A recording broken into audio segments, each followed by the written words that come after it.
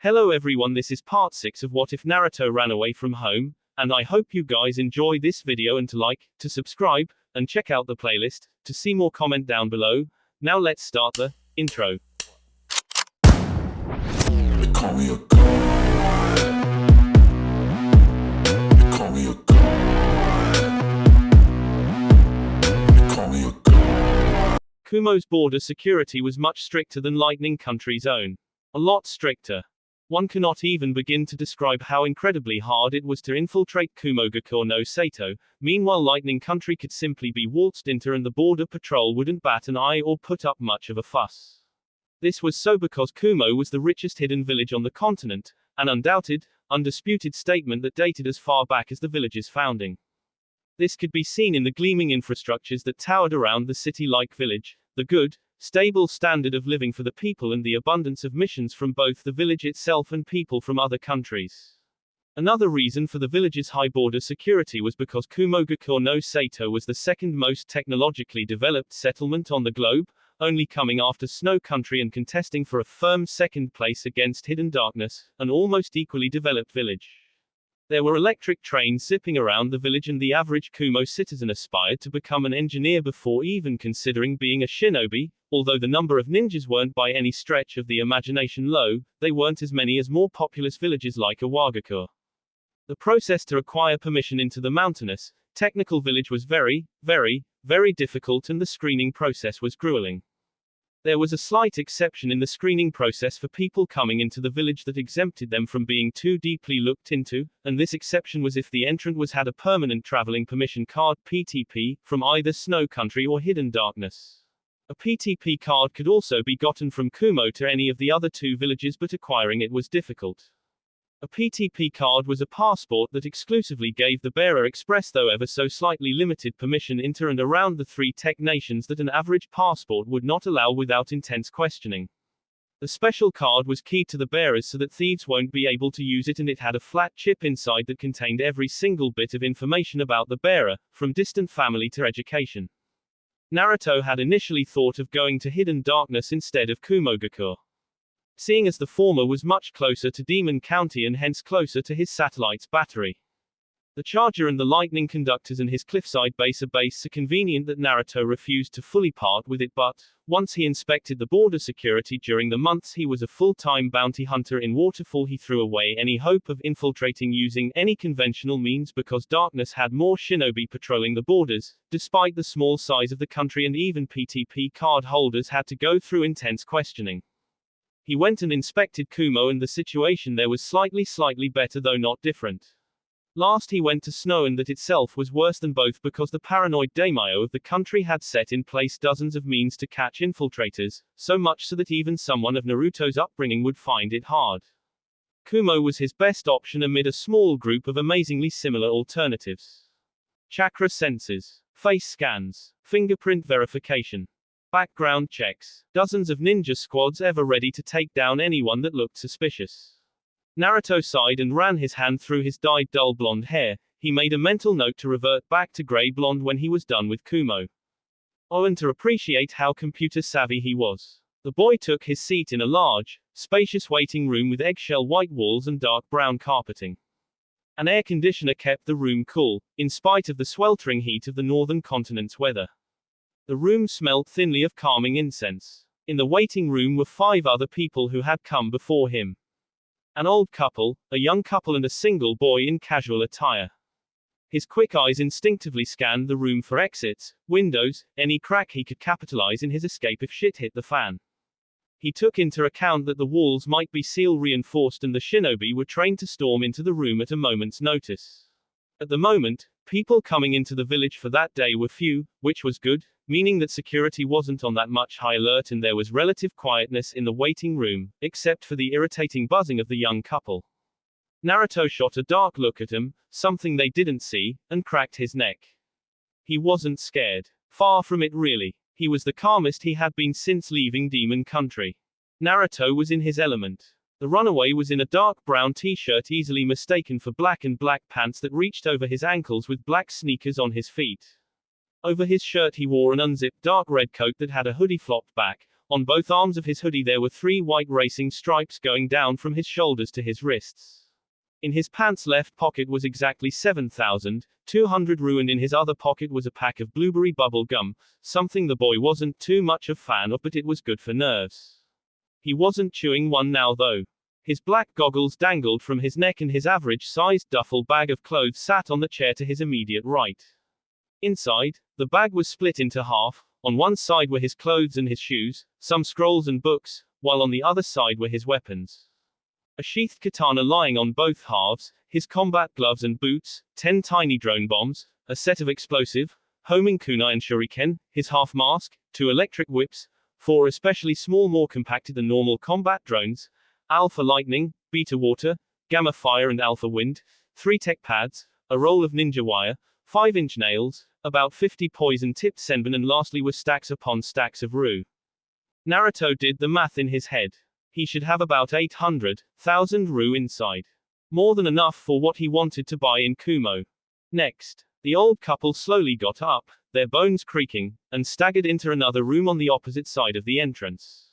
Naruto sniffed and brought out 1 tech pad. Time to get started. He patiently waited for the tablet to turn on. The screen lit up with white light, then the words Techno Shinobi pulsed onto the screen, and Naruto tried not to smirk. He had assembled those tablets not too long ago and he was going back and forth with himself on making the words Techno Shinobi his calling card. He was thinking of adding a grinning beast to the startup screen. He shook that thought out of his head when the words disappeared and a background of the Demon Country cliffside came up. He went to work. With the pad on his lap, his fingers flowed on the screen, typing. The surveillance cameras in the waiting room fizzled for a split second and the ninjas in the security room blinked briefly in confusion, looking intently at the feed coming from the cameras. Nothing was amiss. 4 people in the waiting room and all were, as expected, waiting. The fake video feed in place, Naruto vibrated with a laugh. Naruto removed a single earbud from the top right part of the tablet and muttered in a low voice he was positive was going to be drowned by the low hum of the air conditioner and the nauseating muttering of the young couple. Bring out the X-ray. A detailed X-ray of his duffel bag rolled out and he took his time covering up his weapons. He moved that aside and said, "My info." Next, the young couple left. As commanded, his information popped before him but not his information. Naruto memorized the alteration, and his newly created alias, and swiped that aside too. I'm going to break into their exclusive security computer network. Do not touch anything, okay? He said firmly and the supercomputer huffed mutely. Yes, sir. But sir, I don't know why you're bothering, I can do this. Naruto rolled his eyes. If I intended to destroy their network, I would have let you loose. He could sense Ai's discontent and he paused, just cracking his way into the super encrypted computer network. Any other person would have been discovered the very moment they merely grazed the firewall. The only methods of hacking are crude: smash and grab, shatter and disorganize, burn and destroy, invade and decimate, whatever. I know this because I'm the one that built you. For now I'm going for the stealth approach. Watch and learn. He tapped once more and the whole Kumogakure computer lay before him, bare and unprotected, like a map, and no one was the wiser. I sniffed inaudibly. Fine, sir. Naruto cracked a tiny grin. Cheer up, buddy. He went about inputting his alias information into the system as he spoke. At this point I don't expect you to be wildly competent in subtle electronic infiltration. You're still learning. I was still down and Naruto knew this, so he gave a bright, close-eyed smile. And besides, I've got something extra important for you to do now. Next, the single man left. The sentient supercomputer's interest peaked. What do you want me to do, boss? Naruto closed the firewall but left a gaping hole in it for him alone to exploit. I want you to slide in the altered X-ray into the system when the time comes. Can I trust you to do that? It wasn't going to be hard. The boy's computer companion answered straight away. Yes, boss, you can trust me. Cool, he said and placed the still active tablet into his back and then brought out a fresh, new, gleaming PTP card. Blood-keyed, verified and everything. In a gambling ring back in Konoha, he was able to get a glance at a real PTP card from an inebriated drug lord that was visiting the village from hidden darkness, scanning it right down to its computer chip. The man was drooling on the bar of the blooming Sakura, waving it around as if it was a trophy of some sort. He ended up falling asleep and Naruto had I scanned the card right down to its base codes. Building a printer, inputting his alias information and making a perfect PTP replica was almost child's play for the young inventor. He did this in Demon Country, before he went and met the daimyo. The card couldn't be faulted, not with the boy's detail-oriented mind. 2 new people entered the waiting room and took their seats near Naruto. The boy, in the process of bringing out his new PTP card and storing it in his pocket, also retrieved a pair of rectangular glasses. Non-medicated, of course. He whipped it on and smiled politely to the excitedly chattering girls next to him. Civilians, from what he could guess, and they were coming back from their vacation in Hidden Tea, from what he could gather from the near indecipherable babbling.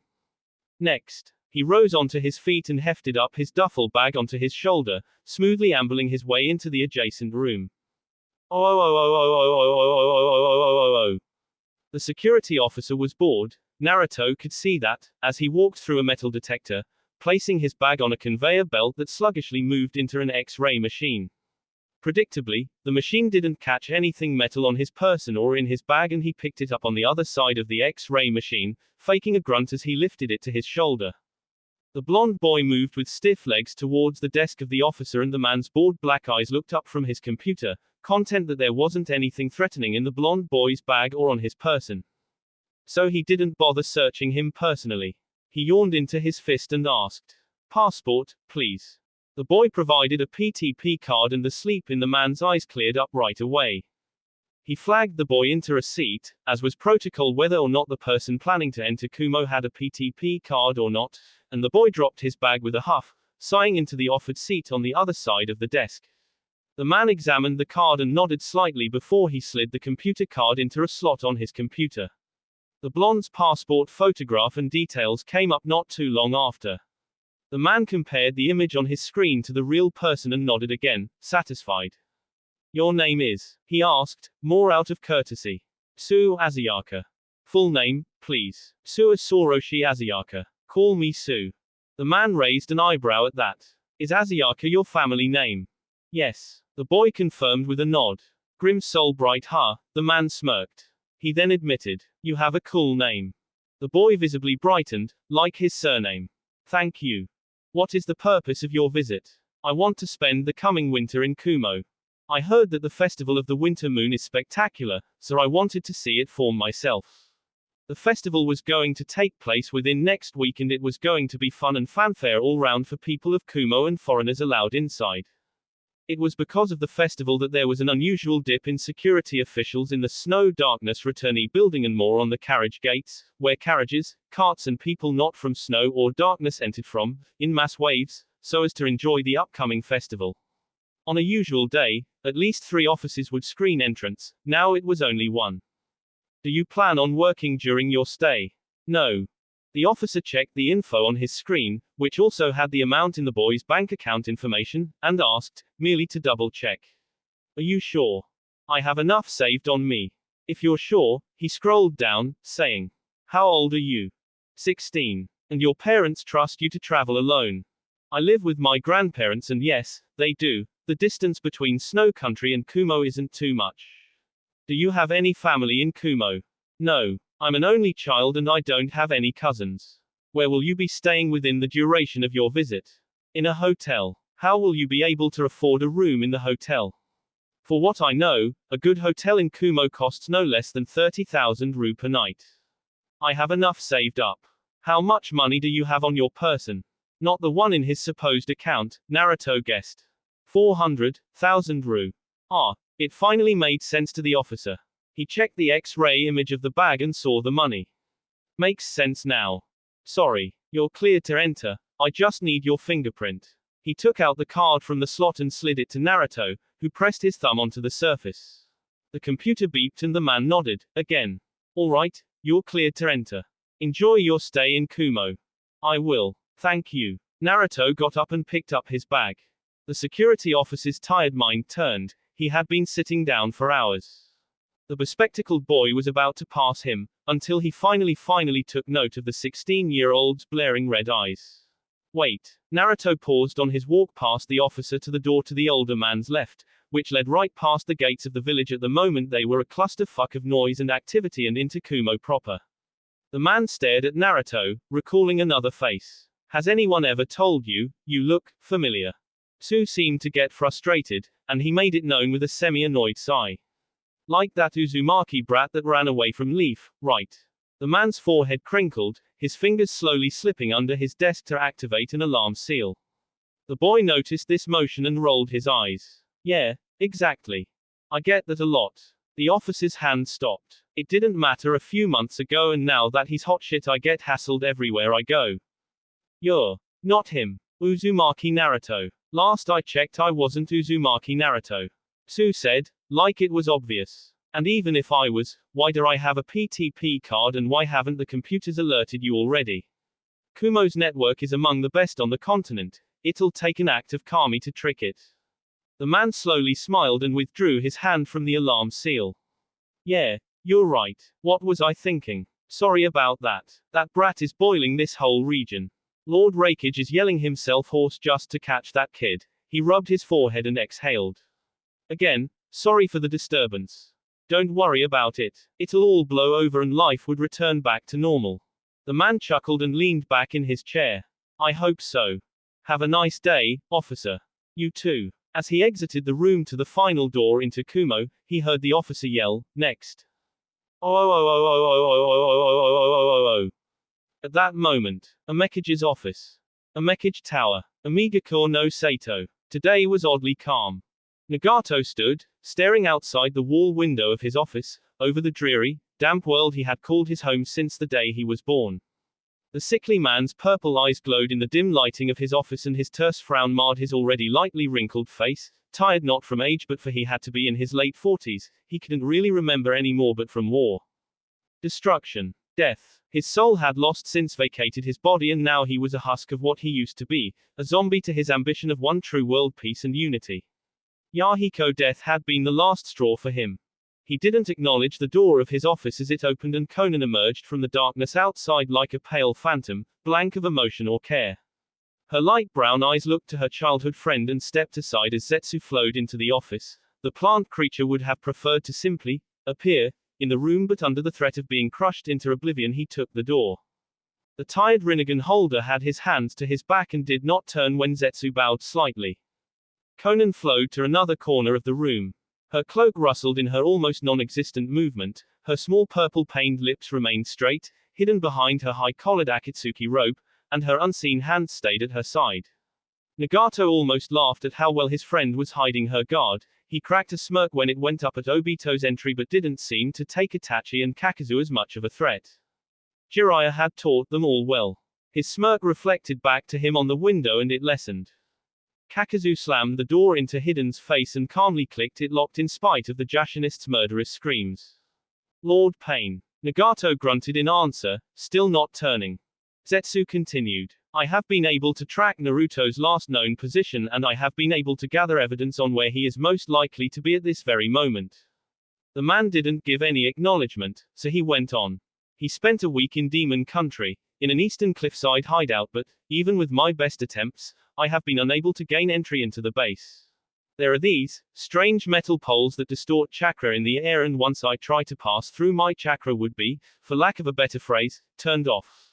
It was very painful. The thunderstorm rolling through Demon Country didn't make it any easier. The man hummed lowly in thought. I'm certain that is his base. Zetsu continued. He went to the apartment home of some Yakuza woman and the daimyo's palace.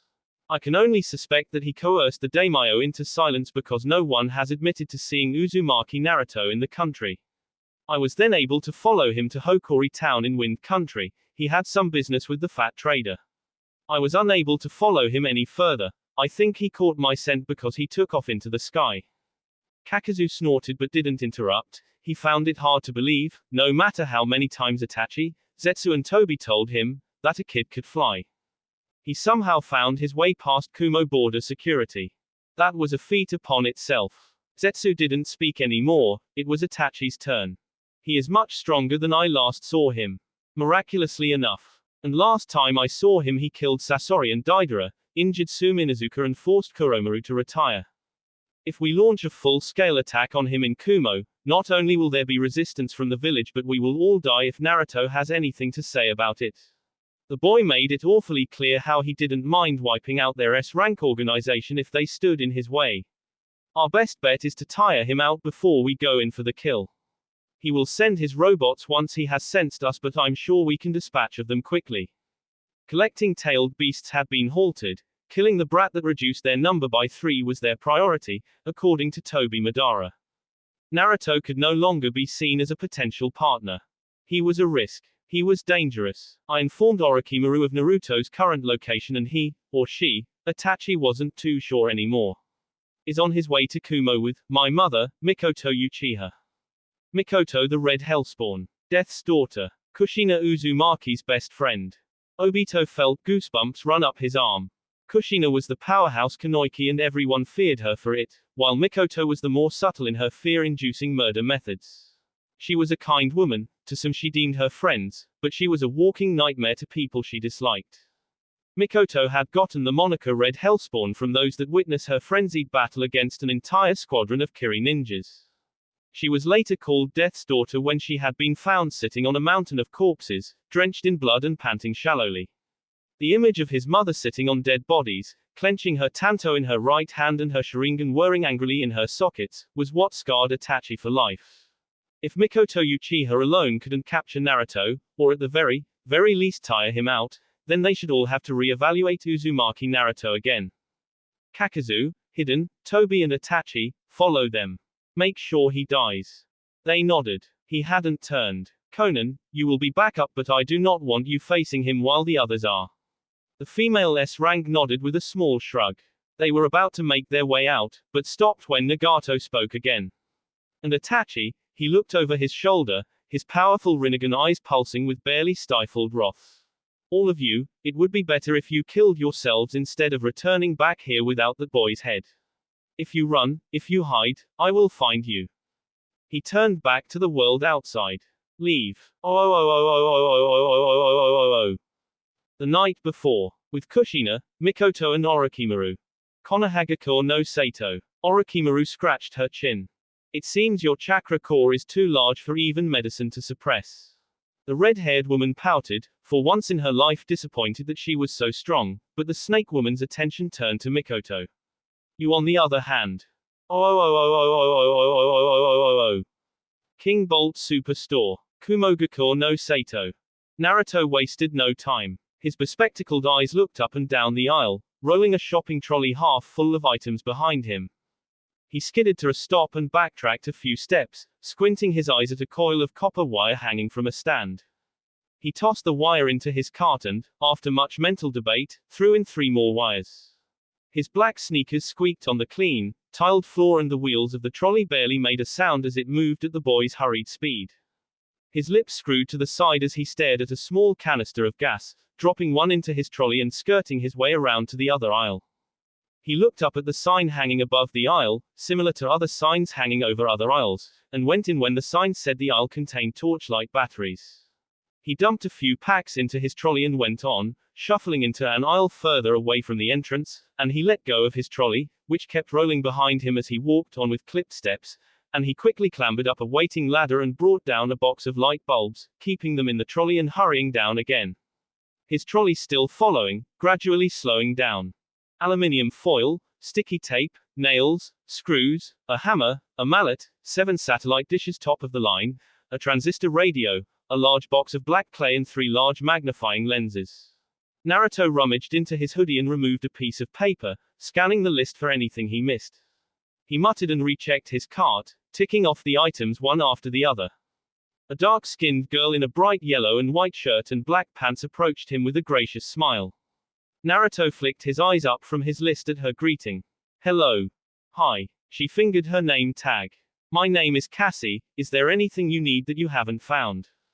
The boy mumbled, his frown apparent as he looked from his list to the trolley. Yes, actually, do you have any engine lubricant and super glue? The girl's smile brightened and she grabbed Naruto's wrist, not noticing his narrowed eyes, and dragged him down the aisle and into a different aisle. The boy managed to grab his trolley as she pulled him. Yes, right here. She motioned to the glue and pointed further down the lane. The oil's down there. Naruto ripped his wrist from her grip and nodded. Thanks. He picked out a fair number of glue and turned to drop them into his trolley. He flinched when he noticed the blonde girl was still standing there, aptly staring at him inquisitively, her eyes curiously. Something wrong.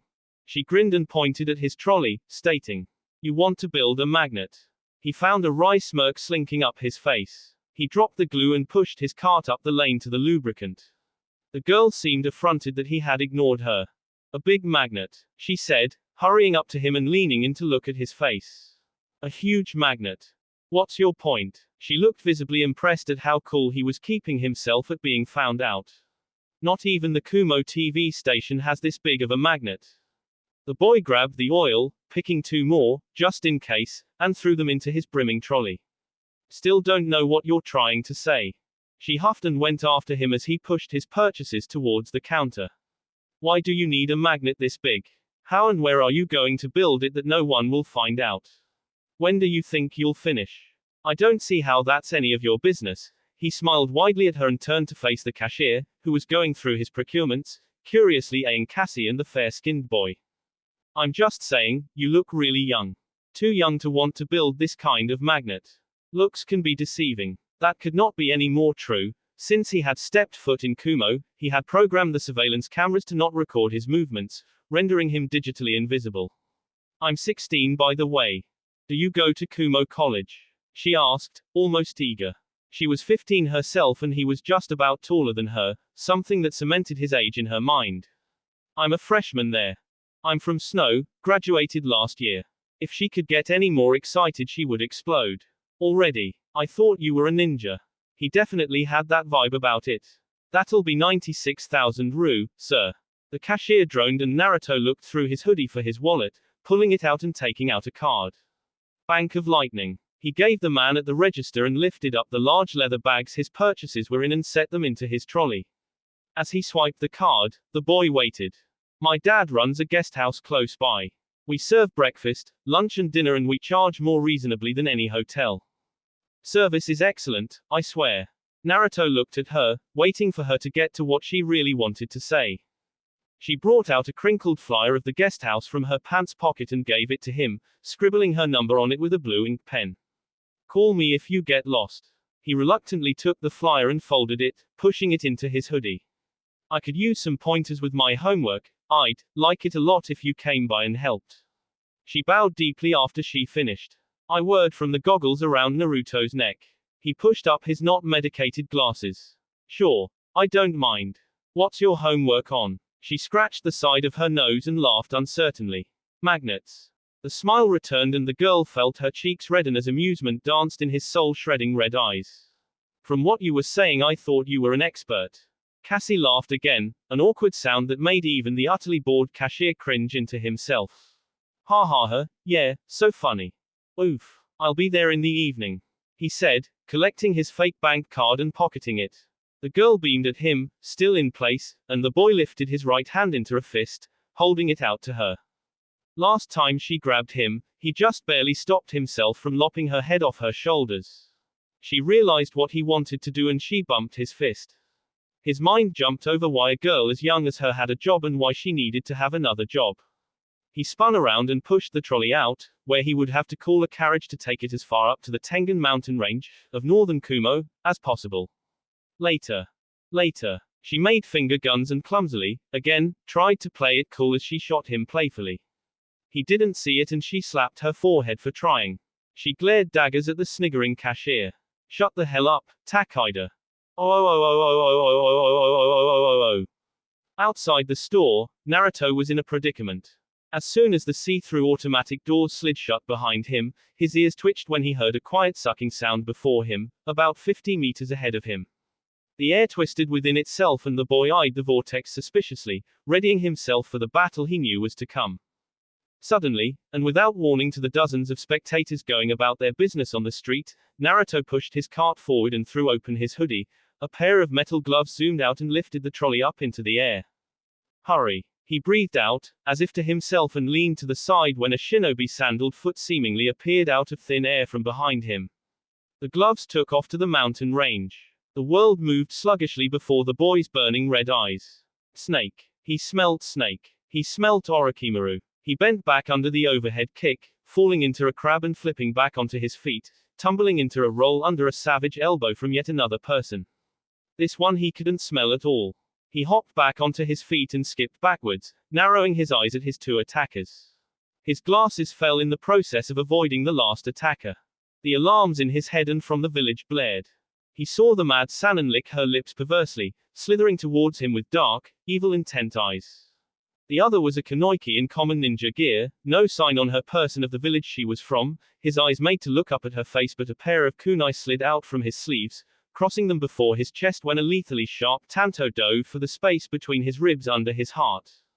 His eyes widened at her deadly target, and when his ninja knives chipped down halfway at her second hack at his heart, he slammed his right foot squarely into her abdomen and spun on his heel, swiping his foot around and cracking his heel into Orochimaru's face, probably shattering a cheekbone.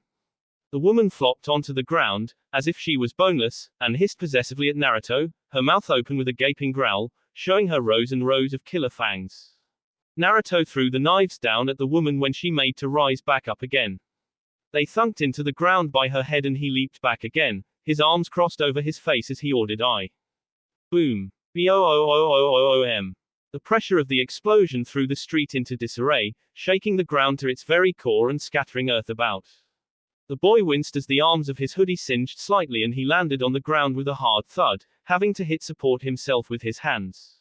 Kumo ninjas were coming down on him in waves and waves of Junin and Chunin. He saw Orochimaru regurgitate himself from the burnt, charred husk that he used to be and the mysterious, faceless Kunoichi blazing towards him, her tanto flying behind her.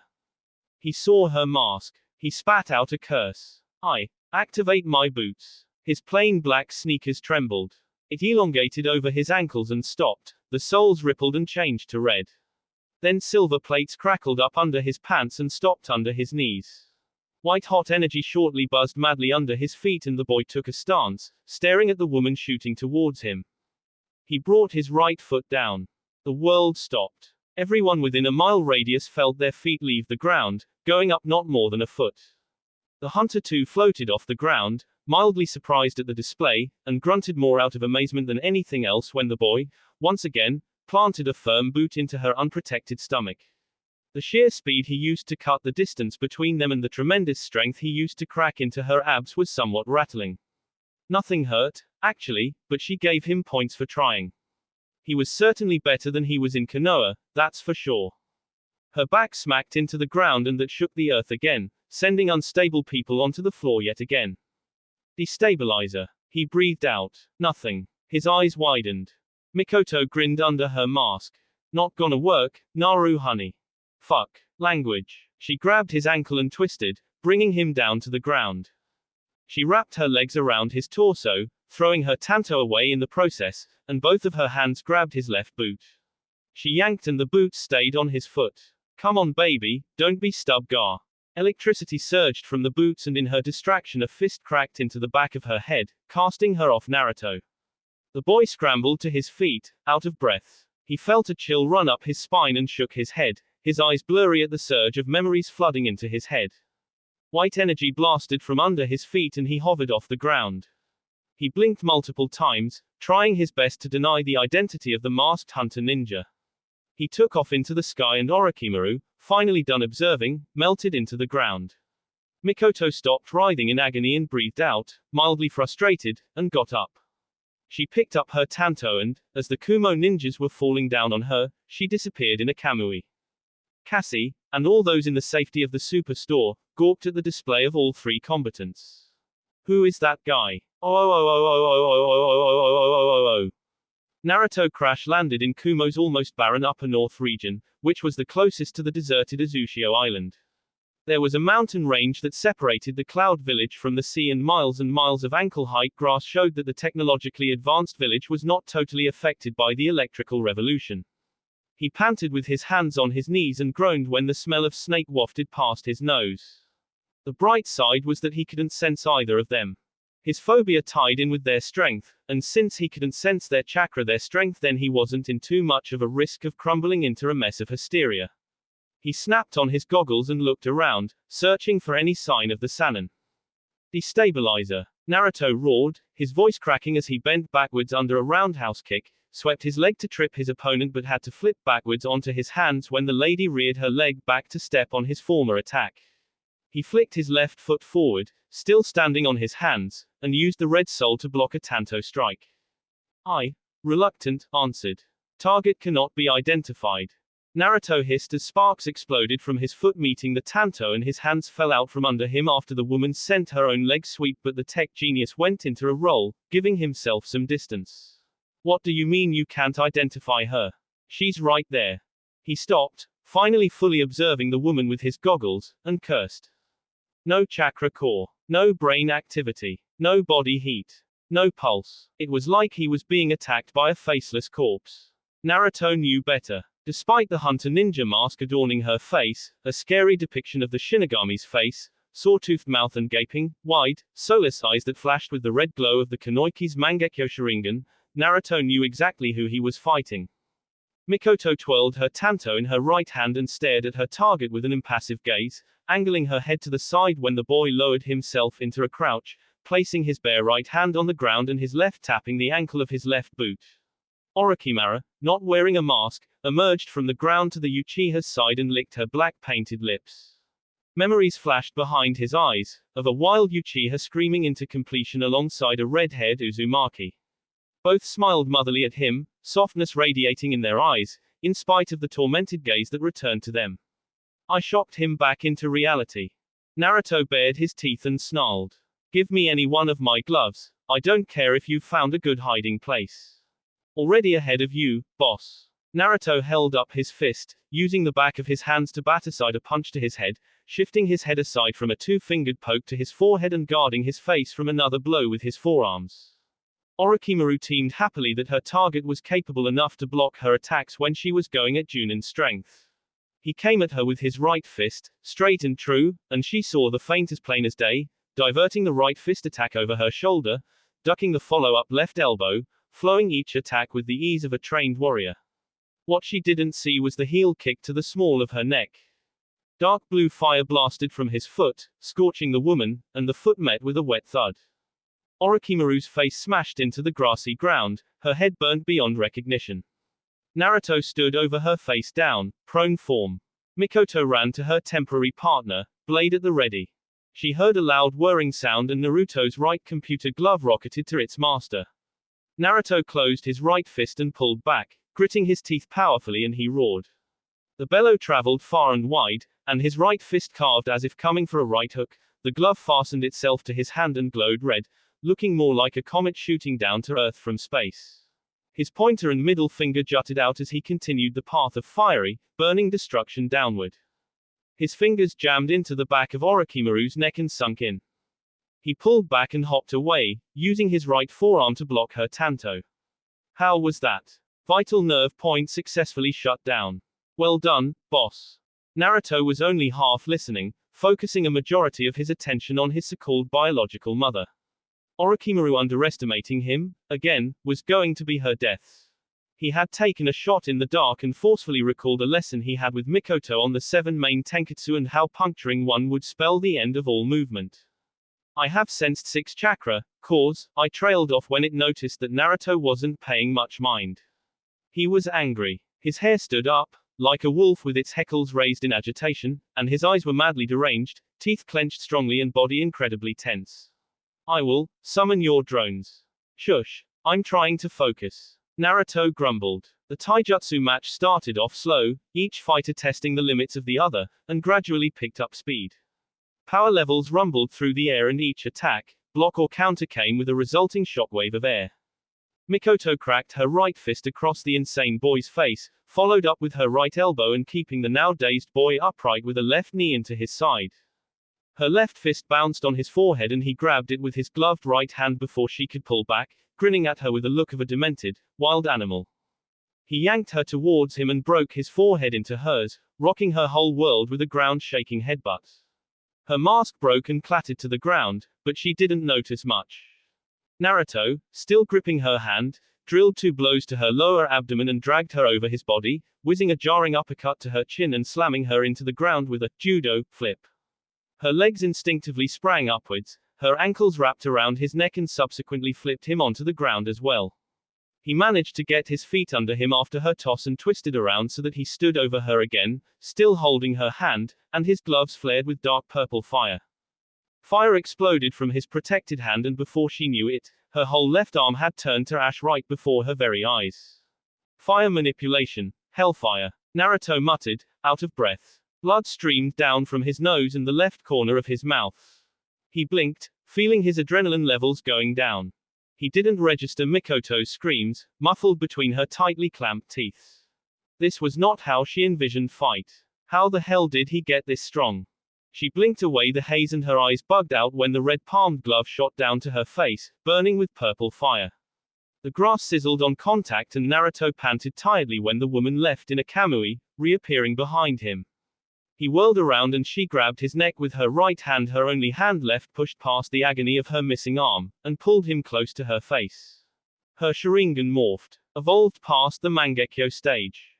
The purple fire flicked off and Naruto's glove surged up, steaming with heat, and he too grabbed her neck, forcing her to look into his as she too made him look into her. She could feel the skin on her neck fester under the residual heat of his glove, but her mind ignored the additional pain, fighting past the first one of losing her arm. Her temporary Sannin partner was worse off than her anyway. Orochimaru might as well be dead. She had only one arm and her reserves were halved, seeping out of her as she gradually lost her cool. She couldn't return to Konoha without her target. Kushina would undoubtedly kill her. She exhaled the Sharingan ability stubbornly. Tsukuyomi. I saw it coming. I saw it coming. I saw it coming. The so-called Tsukuyomi was such a strong jutsu genjutsu from the supercomputer's fast analysis that not even the drug Naruto's birth mother had taken to blot out the totality of her existence was able to suppress it.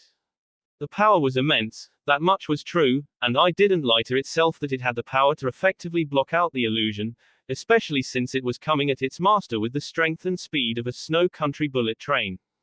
Naruto saw it coming too, a split second after the computer, and he also knew that his computer didn't have the processing power to block the illusion the moment it hit, and his red, eternally activated Sharingan eyes were still untested oddities, so he didn't know if they could stand against the genjutsu. Instead of fighting to close his eyes, he gripped the older ninja's neck harder, scalding her pale skin under the terrifyingly hot grip of his right glove, and narrowed his eyes, stubborn and daring. His blood-painted teeth bared savagely and veins bulged at the corners of his eyes. Deflection. I said. Its almost feminine voice was low and gravelly, pouring in 80% of its processing power into it. Naruto saw the chakra of the Sharingan illusion flow out of Mikoto's eyes slowly, the world moving at such a sluggish pace that the woman too was amazed to see it happen, and the chakra traveled around the boy, bending and warbling in a full circle, orbiting like the moon around the earth. The combat drones that had been on their way to hold off the Akatsuki from Naruto's newest hideout, a cave close to the summit of one of the mountains, deactivated. The left computer glove that was just about to take off to Naruto fell onto the ground, dead. The supercomputer buzzed, knowing very well what would happen if it put more focus into diverting the strong Sharingan illusion. Reflection. Mikoto's mouth fell open as the Tsukuyomi slammed back into her face, twice as fast and twice as hard.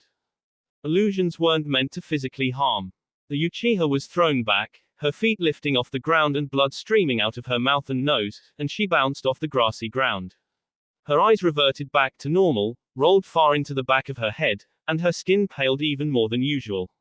Thin black smoke wafted out from her mouth, nose, ears and her eyes, and her fingers and legs twitched every once in a while. Naruto sighed with his eyes closed and his shoulders drooped, dead tired. He had used up too much of his energy in the initial attack, and the previous fear that held him sapped most of what was left, long before he could use his rage and anger to fuel his fighting. He breathed out and smiled weakly. Thanks, buddy. No response. He opened his eyes and noticed that his goggles were blank of any activity. No spinning ball at the bottom left, no revolving map on the top right, no shinobi information scrolling to the left, no senses pulsing to the right. Nothing. Naruto frowned. No answer. His fear began to mount. Buddy. His eyes frantically looked around the goggles, searching for even the smallest sign of his friend. This isn't funny. he stated, his voice struggling not to shake. Come on, don't do this to me. He felt the sting of tears in his eyes. He ignored the sound of 5 people emerging from swirls of air shunshun and surrounded him on all sides, standing at a safe 50 or so meters away from him. Don't leave me alone, buddy.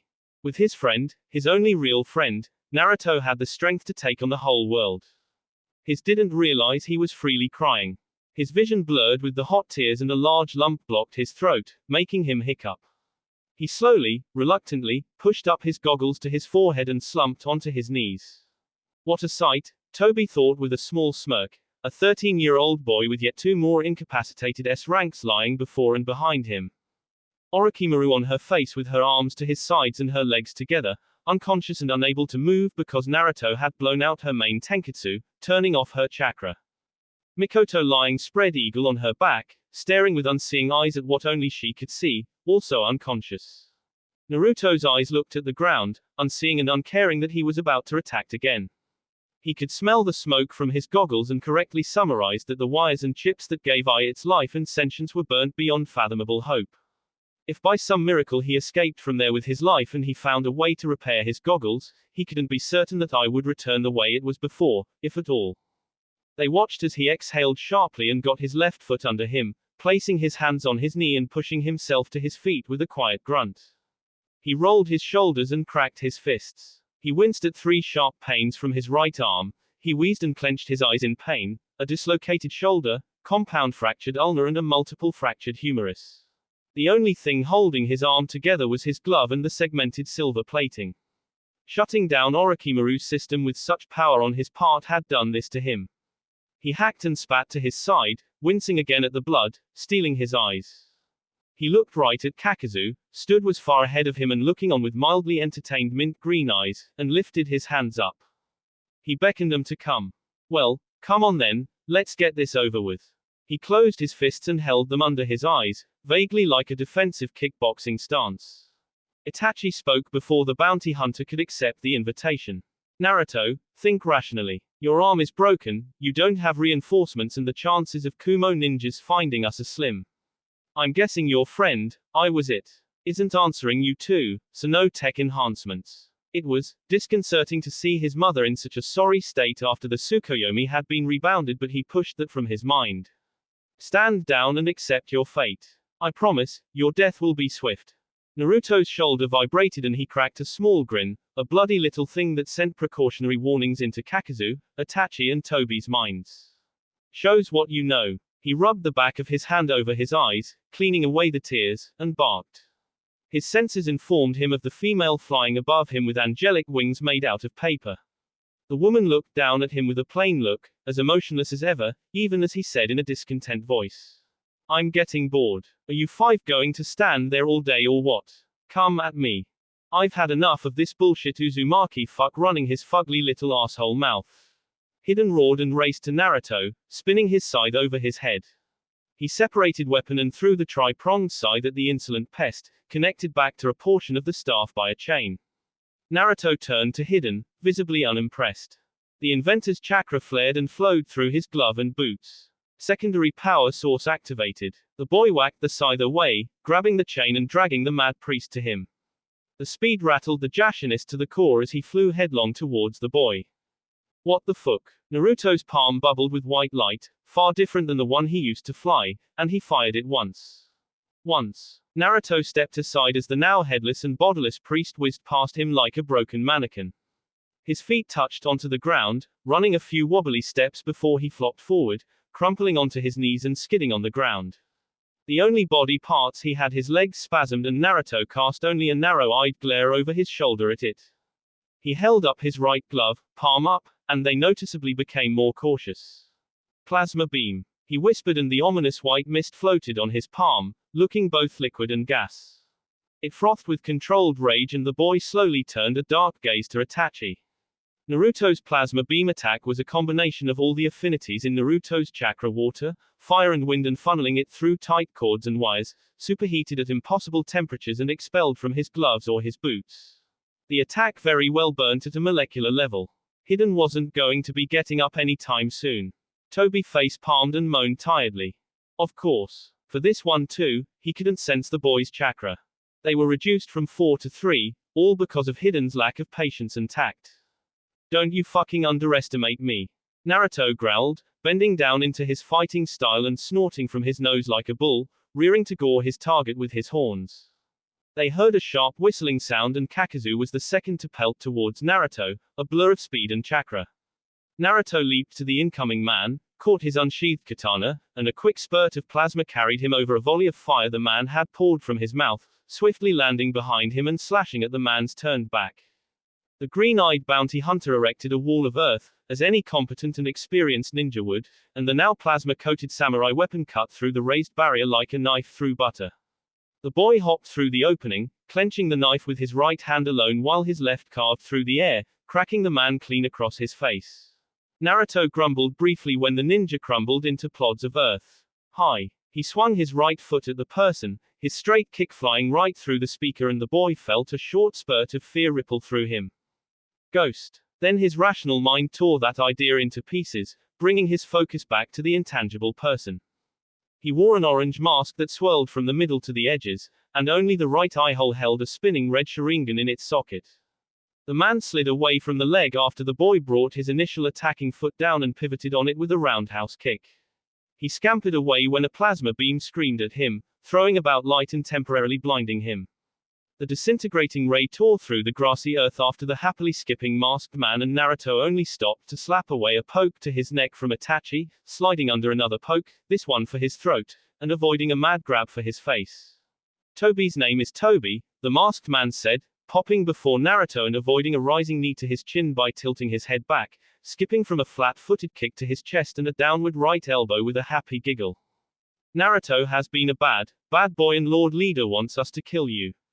Naruto fired a bolt of plasma, shattering a column of fire coming right at him from Kakazu's fire mask. The plasma hit and the mask fell onto the floor as ash. Toby wanted us to be friends though.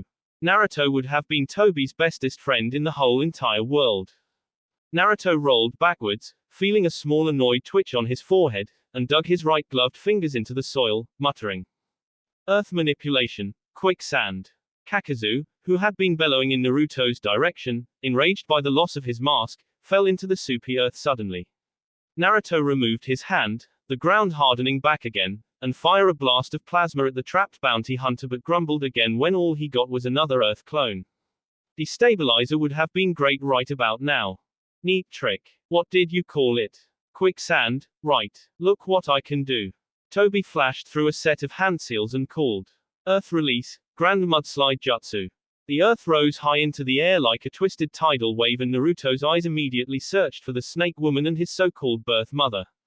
I'm not done with you two yet. He grit and his boots squealed with strained power and he plasma bolted to their lying forms, scooping them into his arms, Orochimaru on his left shoulder and Mikoto being pulled along by her long black hair in his right hand. He bit down his wail of pain as his battered right arm dragged the woman through the air, surfing on the tidal wave of thick mud. A shadow clone popped from his person, in midair and struggling to outfly the almost sentient mud waves, and he chucked the two women at the clone, turning back down as the clone flew away with the women in his arms on a less powered version of his boots. He prepared to blast a widespread plasma beam at the apparent Uchiha pest but was rammed aside by an irate Kakazu riding on top of his wind mask.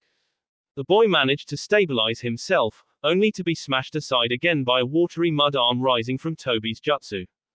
He wobbled in the air, coughing out blood and holding his left rib. Umph. Broken rib. Damn it. On instinct, his katana, bubbling with plasma energy, slashed downward and clipped the bounty hunter's incoming fist, cleaving off half of his hand, and Naruto followed this dismembering attack by driving his knee into the green-eyed man's face, forcing him to the ground. The boy wildly swung his blade again at another mud arm and, on contact with the molecule disintegrating substance, the mud hardened and fell apart into dust. Naruto mumbled under his breath, still not used to being absent, and pointed his sword at the pesky Uchiha. Get him. His sword zipped from his hand and blazed down from the sky in a glorious explosion of white light. It homed towards the giggling masked man and, predictably, it passed through him as he made himself intangible. The sword jammed into the ground, cutting through the earth and weaving its way back. The mad Uchiha hopped aside as the katana jumped and dipped after him in the earth like a swordfish. Naruto whizzed around and opened his palm at a seemingly random direction. He caught the bolt of purple lightning from the bounty hunter and diverted it down to Itachi, who had been standing on the earth and observing the aerial battle with narrowed Sharingan.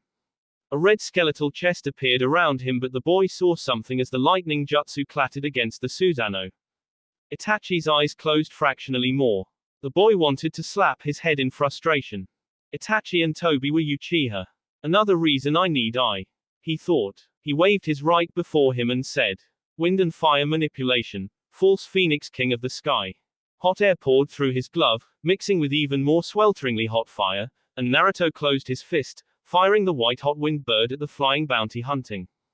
The wind phoenix had burning red eyes and there were red outlines on its body. The last notable feature was the concentrated ball of molten air in its chest. A tiny tracking beacon Naruto had programmed to chase the nearest source of human chakra with murderous intent. With each beat of its wings, soaring with trails of red fire behind it, it grew bigger and bigger, larger and more sinister. Its red beak snapped at the man, and it cawed, enraged as Kakazu made the mistake of shooting jets of water at the fire bird. KRRRAAAWWWWWWWW. What looked like a pillar of molten magma spiraled from its screaming beak, and Kakazu swore foully as he yelled for his wind mask to fly as fast as possible around the fire attack. "Fucking brat," Kakazu yelled when he was forced to sacrifice his water mask, slowing it down while he made a hastier retreat. He felt his water mask perish under the unforgiving heat from the false Phoenix King. He finally had enough space from the massive winged creature and he began persistently firing stronger and stronger water jutsu at it, avoiding the bird with the best of his abilities. The aforementioned brat was currently zooming down from the sky towards Itachi, his right palm blasting fireball after fireball at the sturdy Susanoo.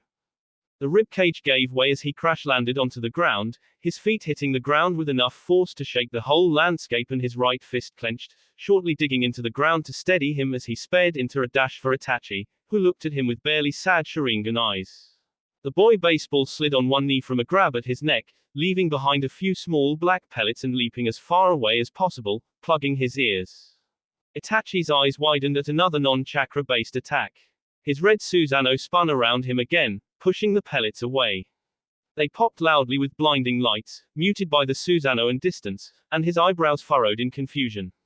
He looked to Naruto, and saw his hidden smirk as he took off in a random direction. "Itachi, watch out," Obito wailed. Diversion. The plasma katana ripped out from the ground and impaled the Uchiha through his back, stabbing clean through his heart, and the tip exited from the front. He hovered 2 feet off the ground in that pitiable position, chest thrust out, back bent, and his face twisted in unbearable pain. The plasma on the sword burnt through his innards like a tornado of fire, melting his internals and running afoul his logical mind. How? It was really all about Naruto capitalizing on his unpredictable arsenal of weapons and his unpredictable fighting style. Itachi's eyes lowered, oddly sleepy, and his limbs lost their strength. Inside his head, his mind batted for freedom, trying and failing to move his body, to tear out the damn sword in his back. His Sharingan faded to black when the plasma of Naruto's sword finally burnt his chakra core. He felt like a pig, strung up off the ground over a slow roasting flame.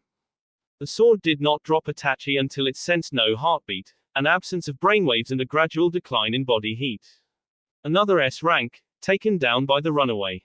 Naruto's boots carried him towards Toby, who, with a war cry, ran at him as well. This time Naruto brought out a 2-fistful of shuriken and threw it at the masked man, curving upwards and blocking out his ears with his fingers. "Not gonna work on me. Amaterasu." Black fire roared from his Mangekyo eye, melting the shuriken. His eyes worked on over time and warned him of the attack coming from behind him. He spun around and, with both of his hands, caught the 4 kunai homing for both sides of his chest. His eye spun madly and he made to turn intangible, until a high-pitched sound fell down on him from above and the 4 kunai blew up in his hands. The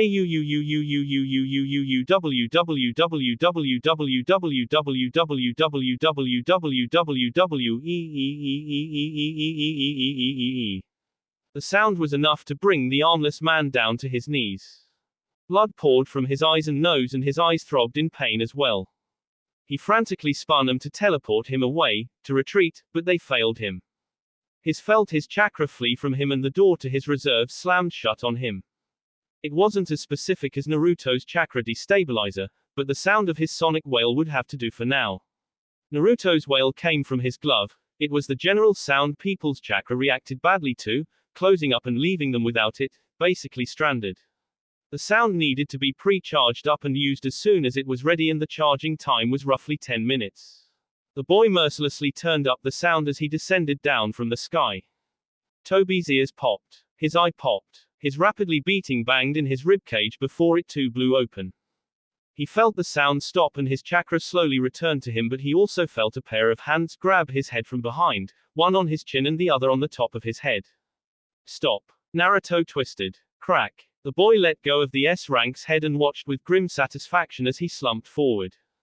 Dead. He spat on the cooling corpse and looked up to the sky when he glove beeped once. The fiery phoenix was torn to shreds by sheets of paper and Kakazu was on a warpath in his direction. He had lost all of his masks but his wind mask, his clothes were badly singed and he had a terrible burn across his face and along his chest and right arm. The arm was now stubby and charred. The boy flicked his left hand and removed a single kunai. He clicked the end and smoke billowed from the computer-enhanced blade, blocking him from sight. Kakazu zoomed into the smoke, face contorted with wrath and searching insight for the brat that had cost him nearly all his hearts. There was a faint hiss before him. There. He flipped through some hand seals. Wind release, cutting whirlwind technique. He swiped his hands at the location of the sound instead of using fans, like how the jutsu is usually used, and a volley of cutting wind blew from him. The smoke blew away at the cacophony of noise from the wind-based attack. In the mad fray of wind and sound, he didn't hear a quiet whistling sound behind him. Naruto grabbed the back of his head with his gloved right hand. P2. The plasma laser opened up the back of the S-ranked bounty hunter's head and escaped through the front, effectively killing him. The blade threads in the wind mask flailed insanely and dropped down, falling apart. Naruto released what was left of Kakazu's head and landed with a thump. He looked around at the carnage and counted 3 dead S-ranks, plus 2 unconscious ones in his mountain hideout. He looked around for the woman and the last chakra source that always hid from him. He crossed his arms to protect his face and neck, and his gloves glowed light brown. The muddy ground rose up and hardened quickly, blocking a volley of paper. BBB boom. Naruto gnashed his teeth in agony as the explosion blasted him off his feet. He grunted each time his back skipped on the grassy ground, then he managed to right himself and stabilize his feet in the ground with a short pulse of plasma from his boots. His arms shot up at the tidal wave of explosive tags coming for him. His boots lifted him off the ground and flew him backwards as he fired off bolt after bolt of plasma energy at the female Akatsuki member he was to fight, having to hold up his messed up right arm with his left and fight through the pain. He could probably add a broken left radius to his list of damaged limbs.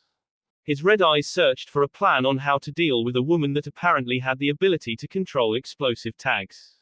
He tapped the back of his palm with his left pointer finger and faced the coming wave of explosions. Photon beam. Light refraction. This beam of light was different from the bubbling, misty white light of Naruto's plasma beam and the flickering, intentionally unstable white of Naruto's energy beam. It was strong and it was stable. It beamed to the wave and bounced from seal tag to seal tag, leaving behind what looked like a thin string of light until the whole complex of paper was connected. Naruto closed his fist and the paper obeyed, coming together in a surge of whiteness and forming a giant ball of bombs. He dragged his hand back, cutting the string, and the chakra in the sealed tags seeped out into the ground. Naruto's photon beam was a greatly toned down plasma beam that is almost like a beam of normal light. In this case, he used a gadget in his glove that expelled elastic glue with each thing it touched and programmed the device to bounce off each source of chakra it found until it sensed nothing else to bounce off from. The photon beam moved at the speed of light, like the plasma beam, so its own function was to take the device to the wall of paper quickly. Deactivating chakra in an object, or objects, was simpler than doing so to living things. Naruto didn't use sound but extremely low vibration from his glove, connected by the photon beam and the strings to expel chakra from the tags. He exhaled in relief as the dead bombs scattered into the wind, forever unable to be used ever again, and stiffed at the voice behind him. Impressive, but I have many more explosive tags. He turned around in the air and beheld the Angel of Am, hovering in the air also on wings of paper. She looked down at him with contempt. He cursed under his breath. He was running out of chakra. Each attack was fueled by his chakra, and the more he had, the more he could attack. Not only was he physically exhausted, but his chakra reserves were on red. He had only one explosive homing kunai and two explosive homing shuriken. He had used up the very last of his chakra detecting web launchers, the tiny device he used on the tidal wave of bombs, and he had used his last chakra attacking drone, the false Phoenix King's heart. He only had enough in him for 3 solid plasma beams, or 6 photon beams, and since I was deactivated, he couldn't access the solar power function of his boots. Naruto's clothes were in ruin. His hoodie's arms were burned low enough to be sleeveless, his inner shirt was ripped across the torso and down the neck, the knees of his pants had been slashed off from Kami knows what. He was a mess. Conan's eyes hinted with sadness, following him as he landed on the ground with a faint thud and a long hiss. One your age should not know this world. Well, here we are. Naruto said with a small shrug. I know your plight, Naruto, your suffering, your anguish. I want to liberate you from this world you've found yourself in. The runaway didn't look impressed. Liberate. Set your soul free. End the misery brought upon you that forced you to build all your devices. Ah. Naruto said with a twisted frown, subtly checking the back of his gloves. 3 more minutes. I was bound to meet someone with a god complex sooner or later. Her eyes hardened and darkened at his words. I am Conan, the angel of Am, child. I am not a god. You looked me in the eyes and called yourself an angel, yet you don't think yourself a god. He said, flicking his left hand from his eyes to her. All I've seen you do, I control paper and hover in one place. Don't overhype yourself, lady. Fine, she spat with light indignation. You shall be the first outsider since the Second War to behold my might. A tornado of paper appeared at his back and Naruto whirled around, only to crash into the ground after a palm strike to his chest. He flipped back to his feet and bent under a roundhouse kick, flowing behind the woman and shooting a single beam of photon energy. Her body disintegrated into paper and reformed again. The woman looked down on him with dull eyes and surged back at him again in a blur of speed. Fist to his stomach, elbow to her face, but she leaned away and dug another fist into his side. A knee strike to her side and she caught it under her arm and jabbed 2 blows to his face, and sweeping his unstable leg off the ground, following his descent with a blow to the chest. She rose up and cracked her heel down on his panting, weak form, regarding him with almost too much boredom. He rolled aside from another axe kick, this one to his head, and staggered to his feet, heaving for air as much as his damaged ribs allowed. He blinked frantically to get the blood out of his vision. He grinned widely, his blood-painted teeth making even the chill Kanoiki feel tendrils of hesitation roll through her. Issa, he said, wheezing and his voice slurring. The best you can do. He chuckled darkly under his breath, like some sort of possessed, demented fiend. She flashed to him with a savage backhand, grabbing his hair before he could get too far and smashing her knee into his weak abdomen again, eliciting a cry of pain from the boy. Her left pointer and middle finger poked out from her fist and she blazed it over his damaged right arm, grunting in frustration when the silver plating and the boy's tech glove prevented a great brunt of her attack from affecting him. She hissed and released his hair, bending as far right as her athletic body could allow when another short burst of photon energy wailed towards her heart. The heat of the fast attack burned off the upper right side of her Akatsuki garb. She grabbed the hand and pointed it up, carving an unforgiving uppercut towards his right armpit. Oof. Dislocated shoulder blade. Conan grunted when he Spartan kicked her away from him and cradled his arm, panting heavily and looking at her with the intensity of a wild animal. Need to get her closer, he trailed off, hopping away when the woman kept appearing before him with paper shunshin. He got to 8 meters from his former position before she managed to grab him by the scruff of the front of his shirt. Now.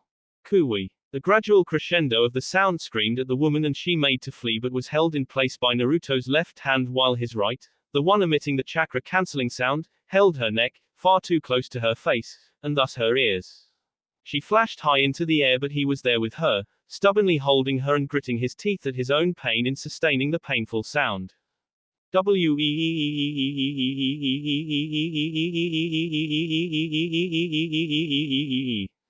Her paper fled from her, falling off her in large clumps as she crashed down onto the ground with her back. Her eyes rolled up into the back of her head as she grabbed her ears, vainly trying to block the super high-pitched sound from entering. The sound wasn't affecting Naruto because it was his chakra that was causing it, flooding through a network of wires and circuits. He released her neck and flipped her onto her front. A sharp jab to her neck with his left fingers held together. She fell limp. Naruto stopped the noise and tiredly dropped to his knees. His shadow clone came back to him a few seconds later. I gathered the other S ranks, boss. Naruto felt a sharp pain in his chest at the term his clone used. He nodded mutely and his copy picked up the woman's body, draping it on his shoulder and hopping to the hideout. He needed her alive to find out what the supposed leader of the Akatsuki could do. Naruto was going to use the bastard. That annoying bastard had derailed a great portion of his plans. At that very moment he sensed dozens of Kumo ninjas converging to his position. He picked through his hoodie with his left hand, a heavy sigh coming from his lips, too tired to care, and brought out an explosive kunai, stabbing it into the ground and clicking the end. He cradled his battered right arm to his belly, now truly not able to use it again, and shakily got to his feet as smoke poured from the knife. He closed his eyes and tried not to inhale the smoke, dispelling his shadow clone. Memories rushed into his head of the location of his mountain hideout. His red eyes flashed open and he looked up. He took off from the ground, his chakra presence covered up by the smoke. His katana followed him half a minute later. Oh. Naruto landed on his left side, finally out of usable chakra. He cried silently and crawled with as much strength he could muster, feeling a few sprained muscles in his left arm. He got his feet back under him and stumbled into the cave. 3 dead bodies and 3 unconscious bodies, the living ones being bounded by ninja wire and thick wraps of duct tape. Even if they miraculously woke up, they wouldn't be able to move because Naruto had shut down the networks. It was their inactive networks that kept the asleep. Naruto didn't care about them though. His feet shuffled as quickly as a winded, tried, weak child could. His back hunched forward in pain and holding both of his arms to his stomach, trying his best not to aggravate his injuries anymore. He fell onto his knees before his duffel bag and spared his right hand, keeping a firm hand on his wrist to minimize movement. He jaggedly unzipped the bag and tossed clothes and weapons out. He ignored his katana as it clattered before the cave, inactive. Where is it? Where is it? He whispered, breathlessly in pain. His shaking hand brought out his first aid kit and tore it open, rummaging inside. Come on, where is it? He tipped the contents of the box to the stony floor and searched again, more thoroughly, and rumbled both in frustration and agony. He was out of painkillers and rubbing alcohol, the only things there were bandages, band-aids and, he used his teeth to remove a syringe cap, antibacterial and antibiotics. He jammed a needle into his upper right arm and ran the second into his side, clenching his teeth so as not to cry out again. The very last one went to his left bicep, a muscle relaxant, and the results was almost immediate. The sharp, heavy pulse of his sprained muscles reduced to a dull throb. He was afraid of what he would see once he unarmed and removed his right computer glove. His heart rate spiked at what he saw. That's not good. Purple discoloration spotted his right arm. From his fingers to his shoulder, there were 3 particularly disgusting-looking welts on his lower arm and 2 on his upper, where 2 bones stuck out from his lower and only 1 from his upper. His shoulder flopped uselessly, dislocated, and the broken skin caused by the compound fractured bones had blood paint his arm gruesomely. His mangled and bent out of shape arm, he thought grimly, was a mess. He tried not to think of the possibility of losing his arm and searched his duffel bag with his one good, albeit damaged, arm and retrieved what looked like a metallic splint. It was sturdy and made out of strong, though somewhat flexible metal. He gently slipped his right arm into the splint and tapped both sides of the elbow, pulling back a leather strap to hold in his upper and lower arms. The splint had 4 pieces of metal on both sides of his battered arm, 2 for the upper and 2 for the lower, with a brown leather strap seemingly holding both together. The sides of the elbow had 2 1-inch circles on them that slowly blinked with red lights. He tapped the light on the left side of the elbow and silver segmented armor crept up his whole arm, covering it completely. The boy went on and strapped leather across his left side, returning the strap to the right shoulder. More segmented armor crept up to his shoulder. He closed his right fist as tightly as he could and breathed in and out, quickly and desperately, before he shot chakra through the techno-splint brace. His whole world turned white and he collapsed onto his back. He couldn't even register his screams. When he came to the sides of his brace blinked green and blue, meaning that the fractured bones had been set and the dislocated shoulder and shoulder blade had been adjusted. He was still in an entire dimension of pain. Naruto's bellow of suffering echoed from the cave. Author's note. I'm aware these come few and far in between, but I felt like putting it next time on red lights. Mikoto had never known such torment. Not in her many years of being successful Kunoichi. Pai, she cried, screaming as her insides were pushed aside by the ravaging member. Pai, shtap. One massive phallus pushed against her clenched shut butthole and her eyes bugged out. A scream ripped from her lungs as the giant member shot its way into her body, going in and out in tandem with the one in her womanhood. 7 foot tall, green-skinned, pot-bellied, beady-eyed monsters ogres grunted and snorted, surrounding her in all sides, naked as the day they were manifested and holding out the junk to her face and hands, savagely jerking off. They waited for the two in both of her lower holes to finish but grew impatient, forcing her hands to service them and her mouth to perform the impossible task of servicing each and all with her throat. Gga. This punishment was excruciating. Torn open after hours of being thrown around and crudely mended, only to be skewered to pieces. Oh. Shush, Naruto whispered. His remained immobile, pointing his humming red-palmed glove at the frightened girl, ever ready to melt her torso if she made the wrong move. The darkness of the corner of the room he sat in did nothing to drive the fear of Kami into her. Blood-red eyes shone from her desk chair. He motioned for her to enter fully.